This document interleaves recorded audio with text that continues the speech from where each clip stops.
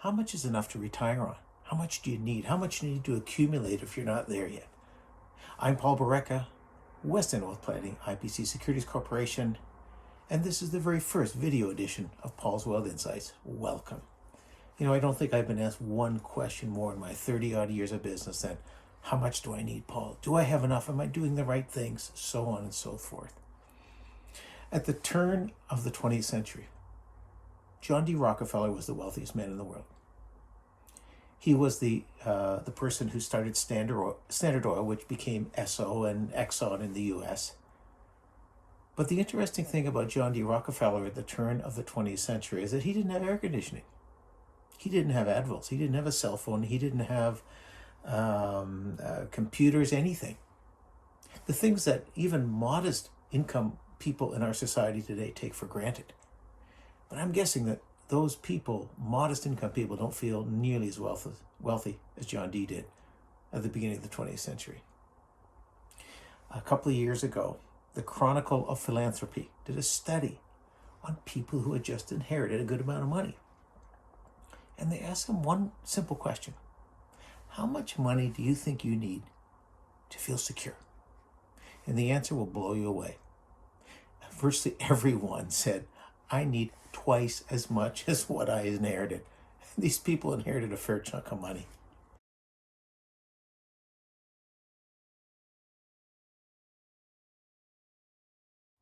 Former Goldman Sachs CEO, I'm reading the name here, I want to get it correct, Lloyd Blankfein, I believe that's the correct pronunciation. I apologize if it isn't. Anyways, Lloyd had a net worth of about $1 billion. And he was interviewed by the Financial Post earlier this year. And they asked him if he felt rich with his $1 billion of net worth. He said, no, not really. I feel well off, but I don't feel rich. Now, to put things in perspective, there were about 10 people in his building who had a bigger net worth than his $1 billion. He was a small fry in that building. So how much is enough? Well, there's a rule of thumb that I've heard that says that you should have about 2.5 times, about 25 times your last year's income in terms of liquid assets. So if you had $100,000 of income, you should have about $2.5 million, and that should do you. Is that the right number? For some people it might be, for some people it might be low, for some people it might be high. But what this really tells us is that everyone is different.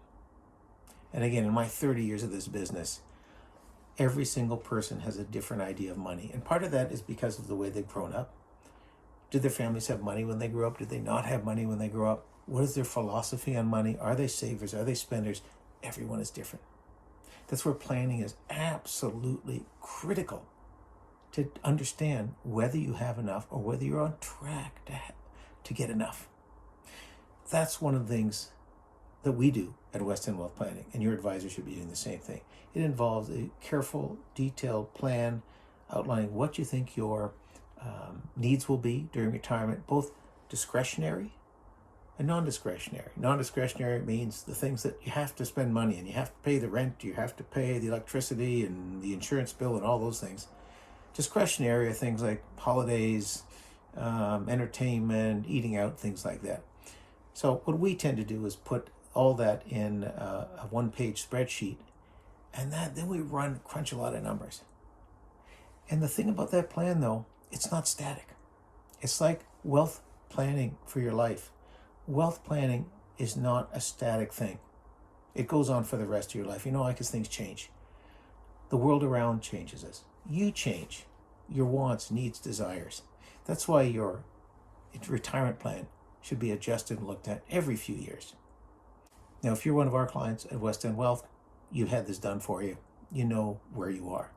Now, if you don't have a retirement income plan, but you're interested to learn what's involved, just send me a note at info@westendwealth.com, info@westendwealth.com, or go to the website, westendwealth.com. That's probably a good place as any to end our first edition of the Paul's Wealth Insights video program. But before I do that, we are starting a monthly webinar series. The first webinar this month is November 18th at 1 p.m. And this is on an area that we all want to avoid and put it away. Put it away, don't think about it. Estate planning. everyone's favorite topic. Now, the title is Intergenerational Wealth Transfer Tools and Strategies, and we're very, very fortunate to have with us the Vice President of Tax and Estate Planning at Mackenzie Financial, Mr. Frank DiPietro. And he's going to run through a great program with us.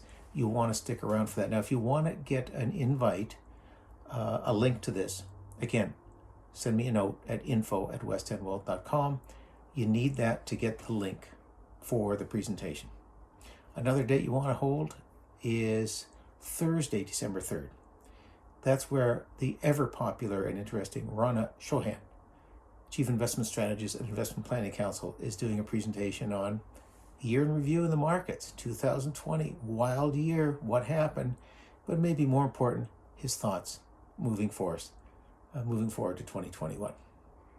So mark those dates down, December 3rd for Rana and November 18th for the estate planning program.